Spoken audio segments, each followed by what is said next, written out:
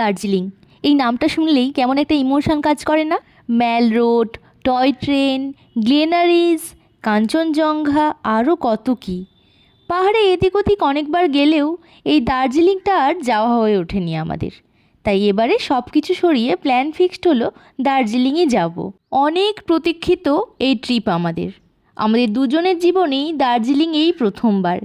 Actually এটা আমাদের anniversary trip, প্রথম অ্যানিভার্সারি বলে কথা, তাই সব কিছু নিয়ে এক্সাইটমেন্টটা বেশ অন্যরকম ছিল। সাথে গিয়েছিলেন এই বিখ্যাত ব্যক্তিত্ব আমাদের সঙ্গ দিতে, অবশ্যই ওনার বাবা মার সঙ্গে, না হলে ওনাকে সামলাবো এমন সাধ্য আমাদের কি আর আছে? ওর কাছ থেকেই শুনুন তাহলে, আজ পুরোটা ওই বলবে। আমার ফার্স্ট ফ্যামিলি ট্যুরিস্ট দার্জিলিং। ওকে, শুনলেন তো? হ্যাঁ, এই বিখ্যাত ব্যক্তি আজ আপনাদের কলকাতা টু দার্জিলিং ট্রিপের গাইড কাম ডেসক্রাইবার। দেখতে থাকুন তাহলে। আমরা শিয়ালদা এসেছি, আমাদের ট্রেন কিছুক্ষণের মধ্যেই এসে যাবে শিয়ালদা। 1237 পদাতিক এক্সপ্রেস ছিল আমাদের। হ্যালো গাইস, এবারে আমাদের ট্রেন কিছুক্ষণের মধ্যে শিয়ালদা স্টেশনে এসে যাবে। মনে হয় কাছের থেকে বেরিয়ে গেছে, আমরা জানি না, কিন্তু আমরা ভালো করে যাব আর আমরা ভালো থাকবো। কাল সকালবেলার ভিডিও থ্যাংক ইউ। আমরা বিরক্ত হচ্ছি এই জন্য যে আমাদের ট্রেন আসছে না। কখন ট্রেন আসবে? আমাদের ট্রেন ডিলে হচ্ছে, কিছু আমার বলার নেই, ট্রেনের মন থেকে বলবো। এই যে এসে গেছে আমাদের ট্রেন। বাড়ি থেকে শিয়ালদা এসেছিলাম ওই 10টার দিকে। স্টেশনে অনেকক্ষণ অপেক্ষার পর ফাইনালি ট্রেন এলে আমরা ট্রেনে উঠে ব্যাগপত্র সব গুছিয়ে নিজেদের জায়গা সেট করে রেখেছিলাম। ট্রেনে উঠে গেছি, আমরা কালকে দার্জিলিং পৌঁছাবো। আমরা ব্যাগ ভালো করে প্যাক করে আমাদের সিটে বসে গেছি, এখন আমরা বসে রেস্ট নেব। ব্যাটারি ডাউন হয়ে গেছে, বলার নয়, অনেক পরিশ্রম করে এখানে এসেছি। এমনিতে দেখুন আপনারা ভিড় কেমন এদের। ঘুমানোর আগে পর্যন্ত পুরো ট্রেনটা বক বক করতে করতে গেল। রাতের খাবারের জন্য বাড়ি থেকে একটুখানি ম্যাগি বানিয়ে নিয়ে গিয়েছিলাম। ওর মামা মানে শোভন সেটাই আবার ওকে একটু খাইয়ে দিচ্ছে। আদরের ভাগ্নে বলে কথা। আপনারা যদি ভিডিওটা লাইক করতে চান তাহলে লাইক বাটনে ক্লিক করুন। ওর বলা কথাগুলো সত্যিও নিজে থেকেই বলছিল, আমরা কিচ্ছু শেখাইনি ওকে। হ্যালো গাইস, আমরা ঘুম থেকে উঠে গেছি। এখন আমাদের ট্রেন একটা স্টেশনে দাঁড়িয়ে আছে। আমাদের ট্রেন 1 ঘন্টা দেরি আছে, 10:30টার দিকে পৌঁছাবে। তারপর আমরা গাড়ি ধরে দার্জিলিং যাব। আসলে আমাদের ট্রেন পৌঁছাবে শিলিগুড়ি স্টেশন। Thank you. সেদিন তো রাতের মতো খেয়ে শুয়ে পড়লাম, সকালে উঠে আবার শুরু করে দিয়েছে আনএক্সপেক্টেড। মানে আমি তো আমার মতো ভিডিও বানাচ্ছি, ও শুধু বলছে আমি বলবো। সত্যি এত রিয়েলভাবে বলছে, বেশ মজাই লাগছিল। সবুজ মাঠ, চা বাগান দেখতে দেখতে আর ওর বকবক শুনতে শুনতে আমরা এগোচ্ছি। কিছুক্ষণের মধ্যেই, মনে হয় 30 মিনিটসের মধ্যেই আমরা এনজেপি পৌঁছে যাব। আর আমরা গাড়িতে চড়ে আপনাদের সঙ্গে আবার যোগাযোগ করব। আমরা অলমোস্ট নিউ জলপাইগুড়ি এসে গেছি, এবার আমরা নামছি। Bye bye. ট্রেন প্রায় আমাদের ঘন্টাখানেক ডিলে ছিল।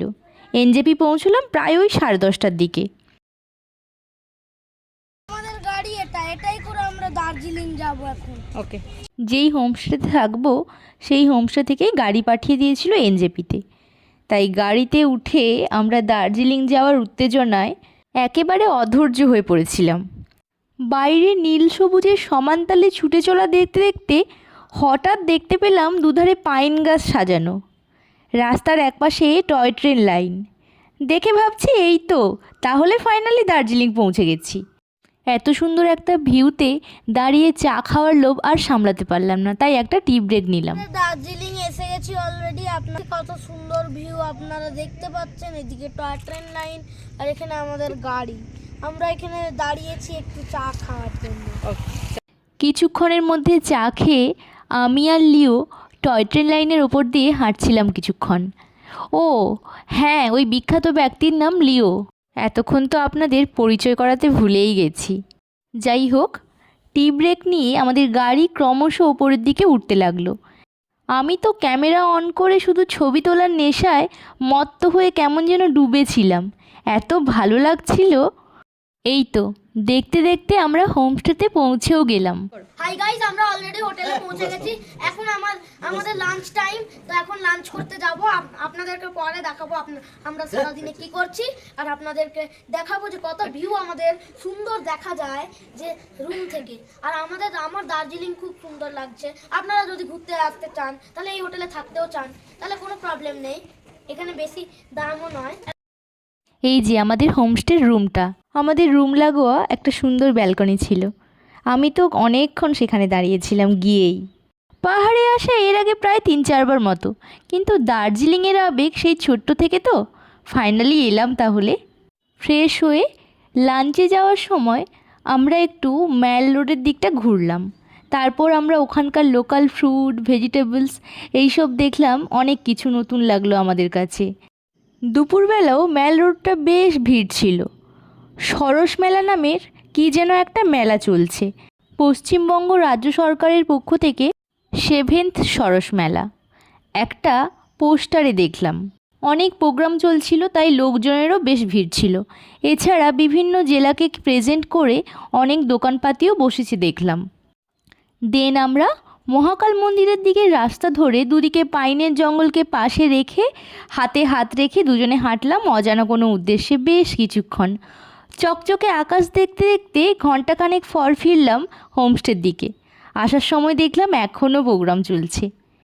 আমরাও দাঁড়িয়ে পড়লাম কিছুক্ষণ প্রোগ্রাম দেখব বলে। প্রায় মিনিট 10 দাঁড়িয়ে প্রোগ্রাম দেখার পর আমরা এগোলাম ওই গ্লেনারিজ ক্যাভেন্টাস যেদিকে আছে ওই দিকটায়। কিছুক্ষণ হেঁটে হেঁটে দেখলাম দুদিকে অজস্র দোকানপাতি, লোকজনের ভিড়, সব কিছু নিয়ে বেশ বিকেলটা ভালোই কাটলো। ঘুরে ঘুরে যখন দেখলাম প্রায় সন্ধে নেমে এসেছে, তখন আমরা ফিরলাম হোমস্টের দিকে। এই যে এই আমাদের হোমস্টে। হোমস্টেতে ফিরে একটু কিছুক্ষণ রেস্ট নিয়েই আবার বেরিয়ে পড়লাম। ম্যাল থেকে প্রায় 2 মিনিট দূরত্বেই আমাদের হোমস্টে, তাই পুরো সন্ধেটা ম্যাল রোডটাই এক্সপ্লোর করলাম আমরা।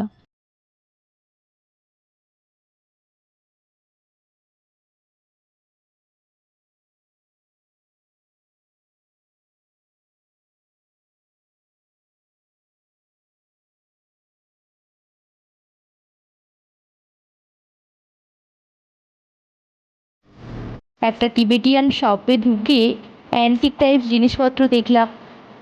বাড়ির জন্য টুকটাক কিছু শপিংও করেছি।